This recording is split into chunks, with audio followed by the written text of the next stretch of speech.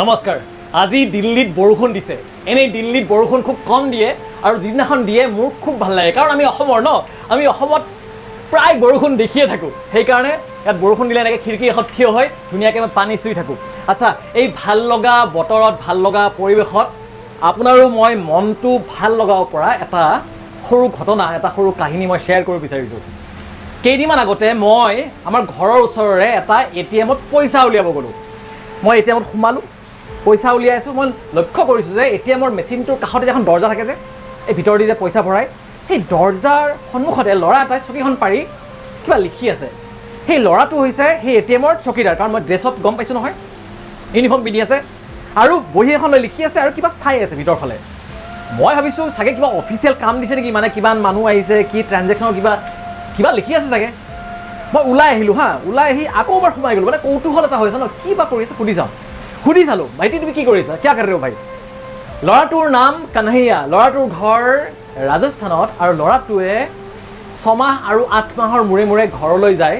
সেই 6 মাহ 8 মাহ সি অকলে দিল্লীত থাকে, চকীদাৰৰ চাকৰি কৰে, সেই গাৰ্ডৰ চাকৰি কৰে, আৰু যিখিনি সময় পায়, মানে চাকৰিৰ বাহিৰে সময়খিনিত সি খোজকাঢ়ে, দৌৰে, ট্ৰেইনিং কৰে, আৰু এই যিখিনি সময় সি ডিউটিত থাকে, সেইখিনি সময়ত সি SSCৰ কাৰণে সি প্ৰিপেৰেশ্যন কৰি আছে।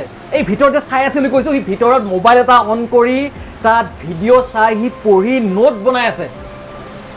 কিমান ভাল লাগি যোৱা কথা। মোৰ খুব মৰম লাগিলে, মই বহি কিনি আনিলোঁ তাৰ কাৰণে কেইখনমান বহি আৰু কলম।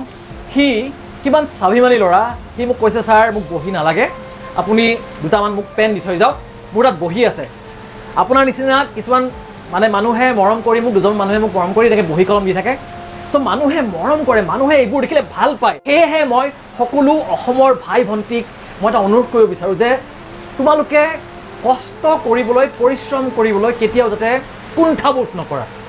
কষ্ট কৰিলে, পৰিশ্ৰম কৰিলে তোমালোক এদিন নহয় এদিন সেই শিখৰত উপনীত হ'বাই। যিটো শিখৰত উপনীত হ'বলৈ হয়তোবা তুমি সপোন দেখি আছা, নহ'লে তোমাৰ মা দেউতাই সপোন দেখি আছে, হব্বাই খাটাং। কিন্তু খালি সেই কষ্ট কৰাৰ সময়ত নিগেটিভিটিবিলাক গুচাব লাগিব।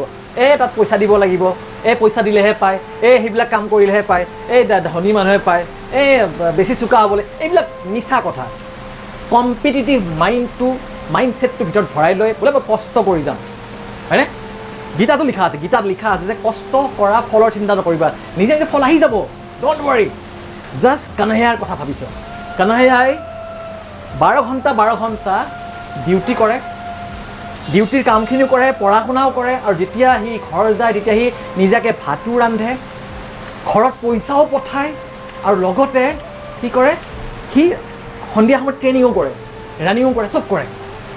মই বিশ্বাস কৰক, মই কানহাইয়াক দেখা পোৱাৰ পিছত মোৰ অলপ নিজৰো লাজ লাগে যে মই মাজে মাজে কওঁ যে ডিউটি কৰি ধৰক মোৰ কেতিয়াবা 12 ঘণ্টা 16 ঘণ্টাও ডিউটি থাকে। আজি মই সন্ধিয়া 5টাত যাম, কালি ৰাতিপুৱা 9টা বজালৈকে মোৰ ডিউটি থাকে। তেতিয়া মই ভাবিছোঁ মই ডিউটি থাকে, মোৰ পঢ়া শুনা সময় নাই। কিন্তু নহয়, পঢ়া শুনা কৰিব ময়ো সময় উলিয়াব পাৰোঁ, হয়নে? আপুনিও পাৰিব। এইটো ভিডিঅ' বহুত জৰুৰী। হয়তোবা কিছুমানৰ মটিভেশ্যন কম হৈ আছে, হয়তোবা এইটো ভিডিঅ' চাই বিৰাট ফুল মটিভেটেড হৈ যাব। মোৰ এটা অনুৰোধ, কাইণ্ডলি এইটো ভিডিঅ' শ্বেয়াৰ কৰি দিব, আৰু আপোনাৰ তাত এতিয়া বতৰ কেনেকুৱা মোক জনাব। ইয়াত একদম বৰষুণ, কি ভাল লাগি যোৱা পৰিৱেশ। কিমান যে মিছ কৰোঁ। আগতে স্কুলৰ পৰা আহোঁতে ছাতিটো থাকিলেও, ছাতিটো মই লাহেকৈ বন্ধ কৰি চাইকেলৰ পিছফালে থৈ, কেৰিয়াৰত থৈ মই একদম তিতিয়ে দি আহোঁ। জানো মায়ে গালি পাৰিব, কিন্তু তথাপিও এইখিনি সময় পাহৰিব নোৱাৰা সময়, হয়নে? আপুনি লিখিবচোন আপুনি বৰষুণত ভাল পায় নেকি। দিয়ক, লগ পাম নেক্সট ভিডিঅ'ত। জয় অসম, জয় হিন্দ, ভাৰত মাতা কি জয়।